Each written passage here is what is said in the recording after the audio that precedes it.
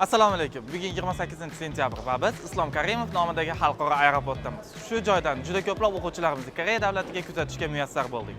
Bugun esa hech qanday sertifikatsiz magistratura bosqichiga viza olgan 30 nafar talabamizni kuzatgani keldik.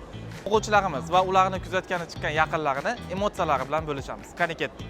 Agency haqida fikrlaringiz qanday? 201 agency haqida 4 ta jiyanim mana shu o'zinglardan ketgan. Ulardan keyin ham harakat qilib, mana yoshimiz katta bo'lsa ham xudo xohlasa ketyapmiz. Yoshingiz nechida? Mana shu 96-yilman 29da. Kutmagan to'g'risi, viza chiqmay o'zi o'tkazib ketadi. Assalomu alaykum. O'zbek tilida arang gaplashaman. O'zbek tilida arang gaplashaman o'zi. Ha?